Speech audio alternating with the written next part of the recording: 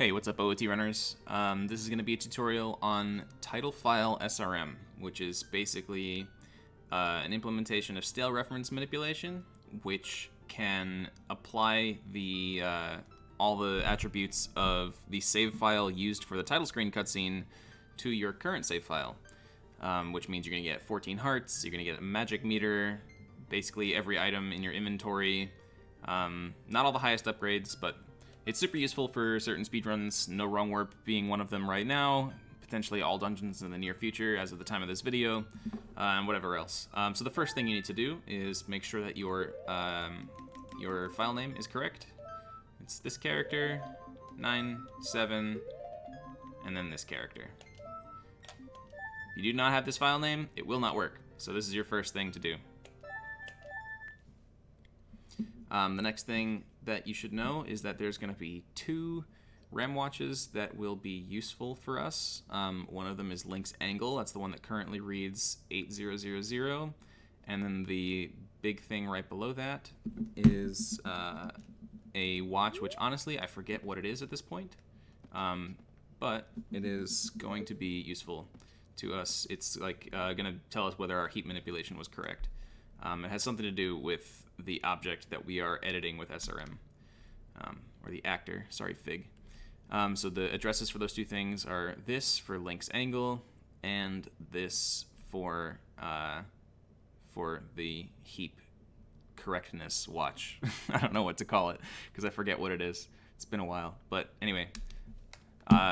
The most important thing to do first is get all of the correct permanent rupees in Kokiri Forest. There are a bunch of different permanent rupees. Permanent meaning you can only collect them once per save file.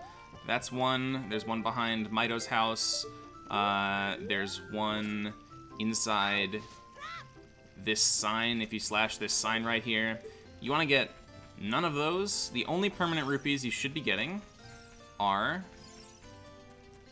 this one. You'll be getting these after you get the Kokiri sword, most probably, if your route requires the sword, which it almost surely does. So you'll backflip, get this one, side hop, run forward just a little bit so you only get this blue one and not the other green one that's very nearby it. Those are the only 2 permanent rupees you're going to get in the whole save file. That will be required for manipulating the heap correctly. I'm not going to go through any other rupee route stuff because it'll be route specific. So just check the speedrun you're trying to do and make sure you collect as many rupees as you need, but make sure you only collect those 2 permanent ones.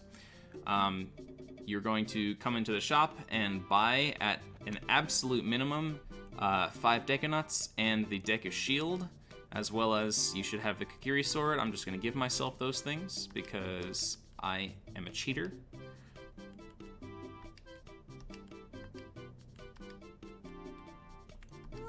Okay, so now if you're just practicing this, this is a nice time to save the game after you equip these 3 things. You can save the game right here, and you can come back, and if you fail it or if you crash later on, I would just recommend restarting the save, entering the shop, and leaving again as if you just purchased all the things. And so from here on out, this is going to be where things really matter. Everything that you do in Kokiri Forest from here on is going to affect the heap and whether or not the SRM will work. So be very careful to follow along with everything that I do. The first thing that you need to do is side hop across this thing. You need to stand on it. There is a blue rupee that you can collect by jumping across these 3 things. You're not going to collect the blue rupee, but just standing on this is enough to clear it out of memory. Which is going to affect some heat manipulation stuff. We will talk to Mito.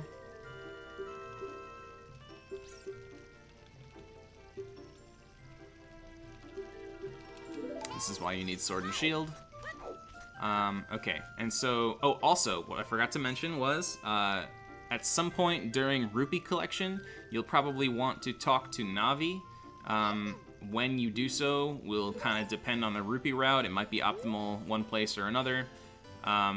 Things to note about Navi is that you can press target and move basically instantly after you cancel Navi's text, but you cannot do actions that involve the A and B buttons within, I think it was 13 frames after you close that text box. So if you're like right in front of opening the Kokiri Sword chest, for example, or entering a crawl space, you'll have to wait before doing those things after closing Navi's text. So you want to use Navi at a place where ideally the thing that comes immediately after closing the text is just movement. Save you a little bit of time there, probably like a half a second. Okay, so next we're going to do a bunch of heap manipulation, which is basically going to mean we are going to roll back and forth across an invisible loading trigger, which exists kind of halfway between here and the next wall, and that will load rooms back and forth. Kokiri Forest is made up of 3 rooms. There's one inside the boulder maze where the Kokiri Sword chest is. There's this one in the village where mostly everything is. And then there's also everything beyond the load plane in front of us, which is the Deku Tree, some Deku Babas, and everything like that. When you see the Deku Babas load, that is an indication that you have loaded the next room and the village room is unloaded. And then when you come back towards where we're standing right now and the Deku Babas go away, that's an indication that you have unloaded the Deku Tree room and you've loaded the village room. If you are astute, you will also notice a lag frame or 2 as soon as you cross the transition. So that will be necessary. Oh, I should mention that this is version 1.2. I'm playing on the Wii. So if you're trying to do this on 1.0 or on N64, you may have issues. Okay, so the first thing you want to do is have an angle, which kind of a nice way I like to think about the angle is drawing a line between this corner and that far corner and just trying to stay along this line. All of our rolls back and forth between the room transitions are going to follow this line. And the reason for that is we need Mido, who is over there, to be kind of a little bit behind our camera, but not like too far to the side of the camera like he would be if we were facing straight. And this is because Mido's existence in memory while we cross these transitions will depend on our camera angle, and we need to make sure that he is loaded and unloaded at the proper times. Otherwise, the heap will arrange itself differently around him. So, get this angle as you round this corner. What I like to do movement-wise is just kind of cross it and then just hold a little bit upright. It's not super precise. You just want to have a nice little angle here. It's kind of diagonal across the hallway. So we have one transition here, and then we go to another transition without turning the camera. Whoops, we don't want to turn the camera. So you want to run towards the transition towards the camera. The camera orientation, whether it's forward or backwards, matters a lot here. So next, turn the camera again. Do a transition. And the next one, we're going to do the transition back, but we're going to hold out the sword in a spin attack across this transition, and then release when we cross it. And that's necessary because when you hold out a spin attack, there is an actor associated with the spin attack that loads and it changes the heap. So next, we're going to turn the camera again, do another spin attack across this transition. If you kill as Baba, it's okay. Next, we're going to do another one like this, with the camera still facing this way. We're going to turn the camera again, do 2 more transitions without spin attacks, and then lastly, we're going to do 1 more transition with the camera facing this way, also without a spin attack. And next, you're going to come over here. Make sure not to turn the camera away from that nice little angle we had too early. As soon as you load this room for the last time, then you can turn towards this area. So now we're going to do a glitch called Return A, which basically means we're going to get first-person mode without being in first person, and it requires that you shield a damage source on the same frame as you press Z, R, and C up all at the same time. So you just need to get somewhere between like here and like here, just kind of directly between the Baba and this wall, all the way against the wall. You want to turn left, and then when the Baba starts to spin, you want to press those 3 buttons all in the same frame. And I'm going to show you something that helps you visualize what's going on here. If we go to the collision view, I want you to see what the Baba looks like because it's not exactly true to its model. He is a cylinder, and that red thing in the middle, the red cylinder, is the actual damage hitbox, and that just expands whenever he decides to do his little wiggle, right? So the red thing is what you're aiming for. You don't have to time it relative to whether he's moving left to right in his wiggle. It's just while he's wiggling, you'll be able to shield his damage because that red cylinder is close to you. Alright, so when he's wiggling, we're just going to press Z, R, and C up all in the same frame.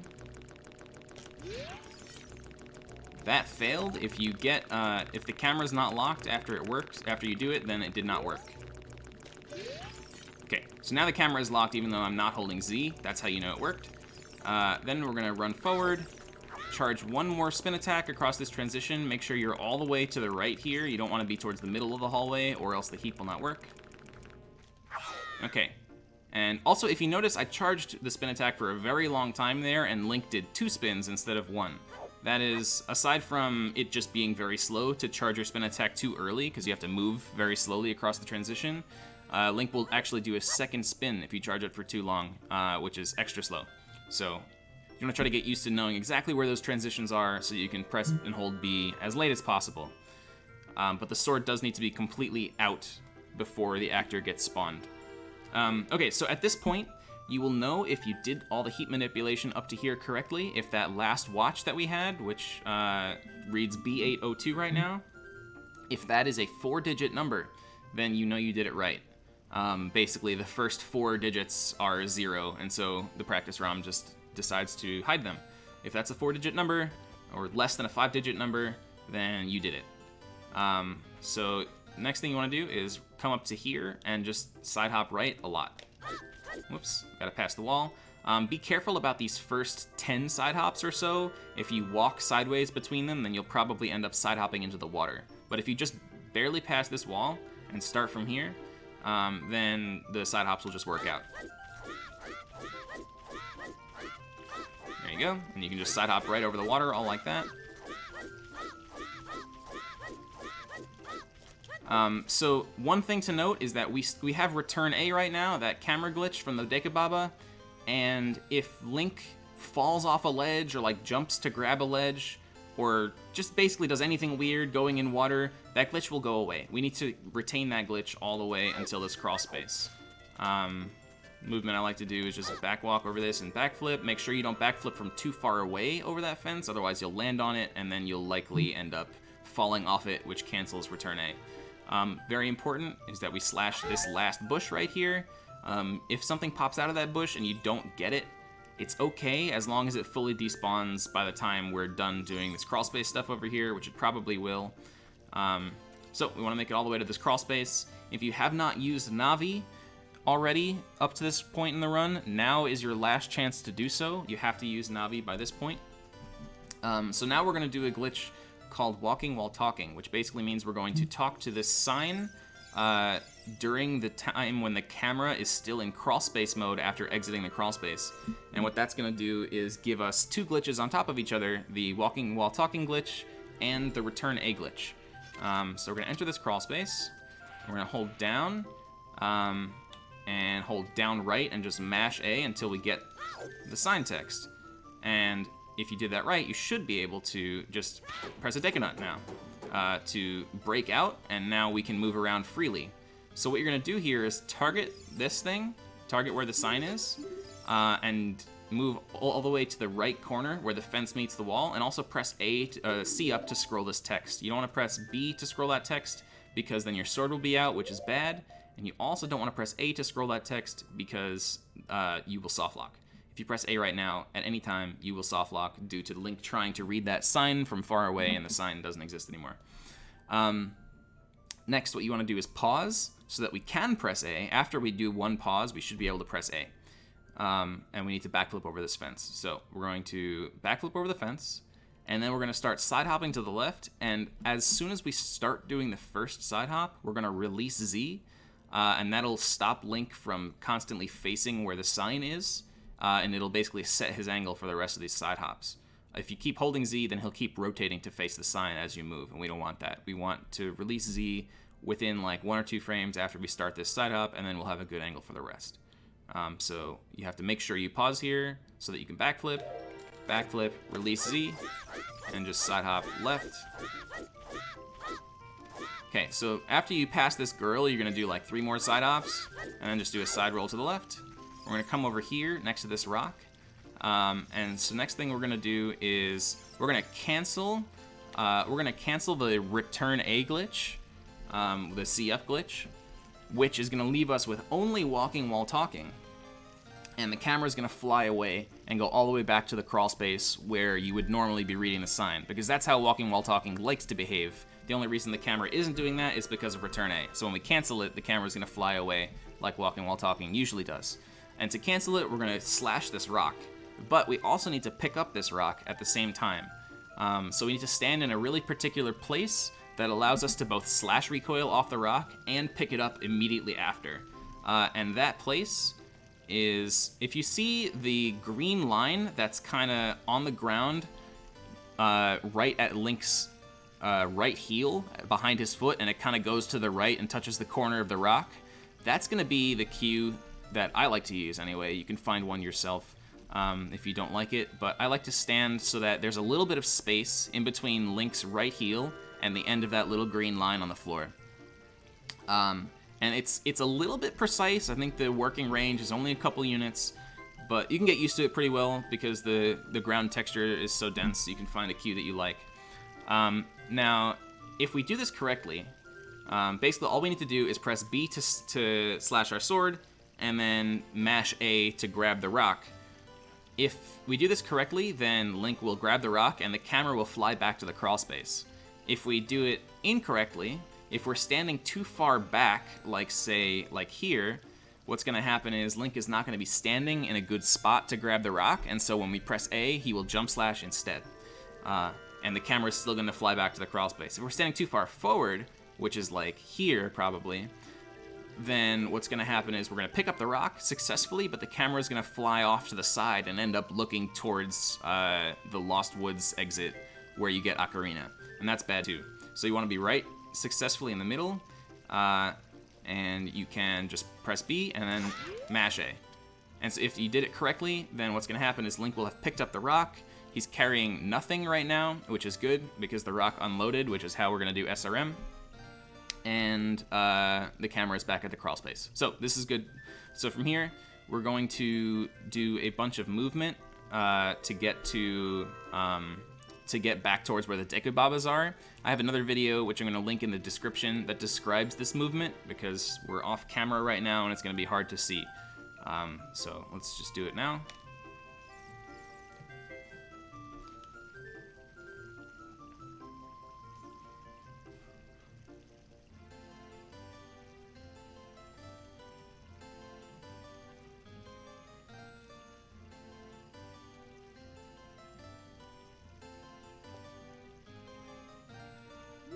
Okay, so basically now we're back where the Babas are, and our goal is to get a very particular angle, and then drop the invisible thing that Link is holding. It's not a rock, I'll call it a rock for simplicity.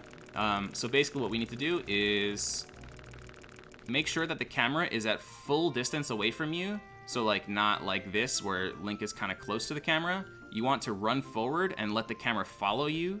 And if the camera's following you while you run, that means it's a good distance away from you. Next, you want to aim a little bit to the right of perfectly straight, and then just hold ESS up, and you'll see that the camera is slowly aligning itself to the cardinal direction of facing due south, which is angle 0. You can see on the second to last watch, it reads angle 0. There's a little bit of an art to getting very close to angle 0 as quickly as possible, so you don't have to align the camera for so long.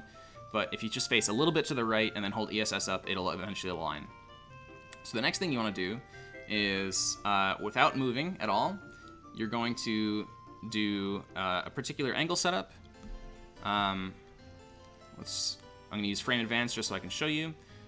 The way it works is you're going to do one ESS turn to the left, which basically means 2 frames of holding ESS left because the first frame doesn't do anything. So do 1 frame of ESS left, and then the camera is going to start to rotate to get behind Link.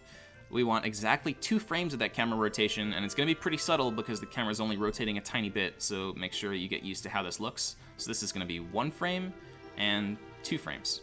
And you would pause buffer this, of course. And now on the second frame of camera rotation, we're going to start holding up for exactly 5 frames.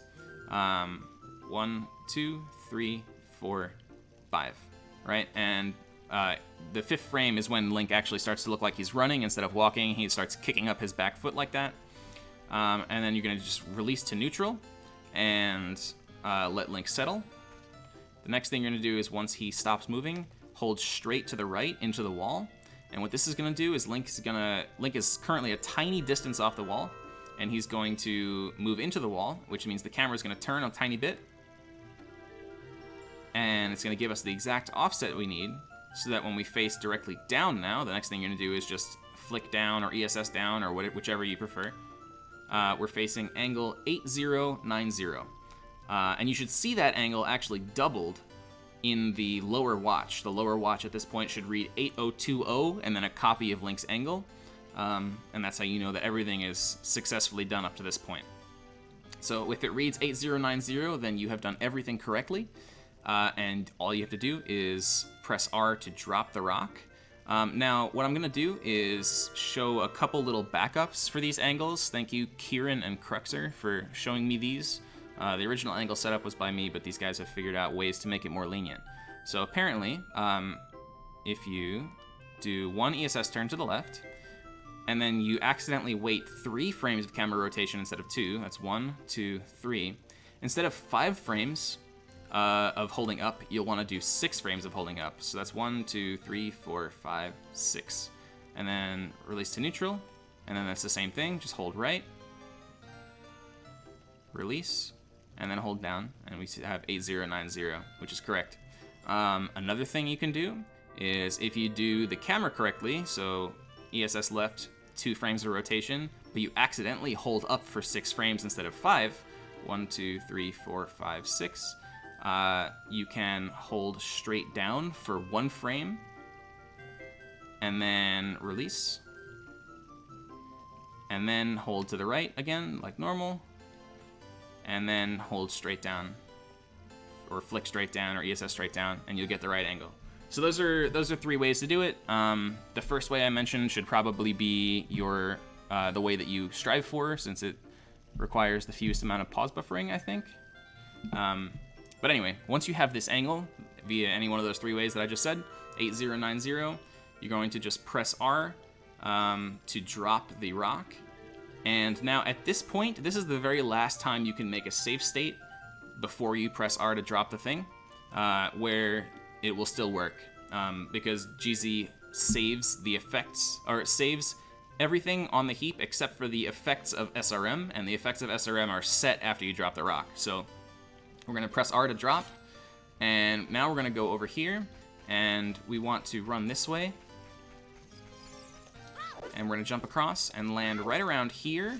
We want to land like right around where the edge of that little wall meets the rest of the grass. A little bit past it is fine. Not too far past it though, otherwise things won't work. And by things, I mean what's about to happen, which is getting the title file to occur. So once you land here, you can hold R when you jump across so that he sticks the landing. And then you're going to do a long roll, which basically just means that you press A as soon as you release R, and hold R again to stop the roll. You're going to hold C up, and immediately hold to the left, and you will get title file. You can see I have everything right now. My C buttons are a little screwed up because the game's trying to replace the icons. And that is everything. So what you do next depends on the speedrun you're doing, but the important thing to know is that you are not allowed to look in the direction of the sword crawl space anymore, because there's an actor up there that we manipulated with SRM, and that is the actor that's responsible for doing title file. And the point of the movement setup that I just showed you with C up and the roll and stuff was to stand in a spot where panning your view across the thing, across that actor, makes it load on camera for exactly 1 frame, no more, no less. If it doesn't load at all, then of course nothing will happen, but if it loads for more than 1 frame, the game will crash. So if you're standing too far forward, then you're likely going to be loading it for more than 1 frame when you go through C-up, and the game might crash. If you did everything correctly with the heap up to this point and you crashed, that is going to be the reason why you crashed. And so what you probably want to do if you're playing a warp song, a safe thing to do is to flick down to the camera and press C right, which is going to be Ocarina. I'll show you what is on the C buttons right now, so you can see. Ocarina is on C right, bombs are on C down, and the bow is on C left, and you'll also be wearing the Hylian shield.